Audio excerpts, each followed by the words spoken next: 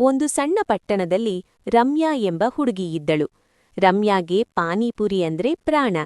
ಶಾಲೆ ಮುಗಿದ ತಕ್ಷಣ ಅವಳು ನೇರವಾಗಿ ಬಸವನಬೀಡಿಯ ಮೂಲೆಯಲ್ಲಿದ್ದ ಪಾನಿಪುರಿ ಗಾಡಿಗೆ ಓಡುತ್ತಿದ್ದಳು. ಆ ಗಾಡಿಯನ್ನು ನಡೆಸುತ್ತಿದ್ದವರು ಅಣ್ಣಯ್ಯ. ನಗುನಗುತ್ತಾ ಪಾನಿಪುರಿ ಕೊಡುವ ಒಳ್ಳೆಯ ಮನಸ್ಸಿನ ವ್ಯಕ್ತಿ. ಒಂದು ದಿನ ರಮ್ಯಾ ಗಾಡಿಗೆ ಬಂದಾಗ ಅಣ್ಣಯ್ಯ ಸ್ವಲ್ಪ ಚಿಂತೆಯಲ್ಲಿದ್ದ. ಏನಾಯ್ತು ಅಣ್ಣ ಎಂದು ಕೇಳಿದಳು.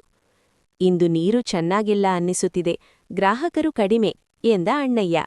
ರಮ್ಯಾಗೆ ಒಂದು ಆಲೋಚನೆ ಬಂತು.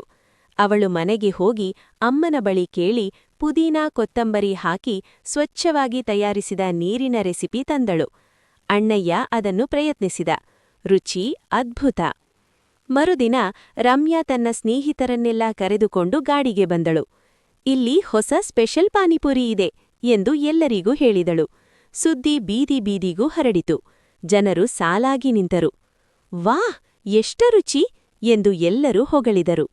ಅಣ್ಣಯ್ಯ ಖುಷಿಯಿಂದ ರಮ್ಯಾಗೆ 1 ಪ್ಲೇಟ್ ಪಾನಿಪುರಿ ಉಚಿತವಾಗಿ ಕೊಟ್ಟ. ಇದು ನಿನ್ನ ಐಡಿಯಾಕ್ಕೆ ಧನ್ಯವಾದ ಎಂದನು. ರಮ್ಯಾ ನಗುತ್ತಾ ಹೇಳಿದಳು, ರುಚಿ ಮಾತ್ರವಲ್ಲ ಅಣ್ಣ, ಸ್ವಚ್ಛತೆಯೂ ಮುಖ್ಯ. ಆ ದಿನದಿಂದ ಆ ಪಾನಿಪುರಿ ಗಾಡಿ ಪಟ್ಟಣದ ಫೇಮಸ್ ಆಯಿತು. ರಮ್ಯಾಗೆ ಪಾನಿಪುರಿ ಇನ್ನಷ್ಟು ಇಷ್ಟವಾಯಿತು.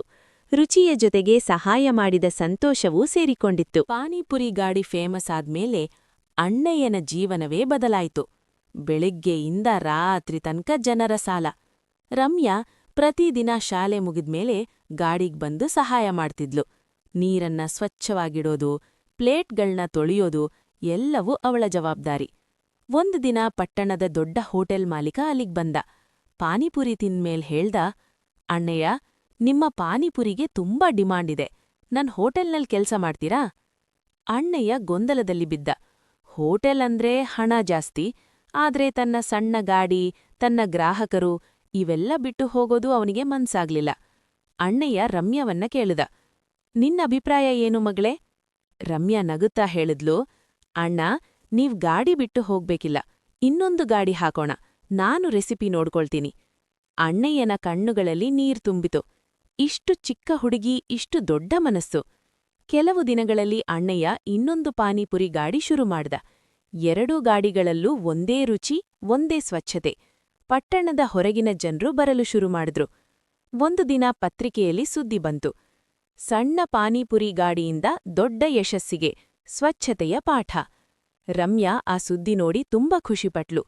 ನಾನು ದೊಡ್ಡಾದ್ಮೇಲೆ ಫುಡ್ ಬಿಸ್ನೆಸ್ ಓದ್ಬೇಕು ಎಂದು ಅವಳು ಕನಸು ಕಂಡ್ಲು. ಅಣ್ಣಯ್ಯ ಗರ್ವದಿಂದ ಹೇಳಿದ, ಈ ಪಾನಿಪುರಿಯ ಜೊತೆ ನನ್ನ ಬದುಕು ಮಾತ್ರವಲ್ಲ, ಒಂದು ಮಗಳ ಕನಸೂ ಬೆಳೆದಿದೆ.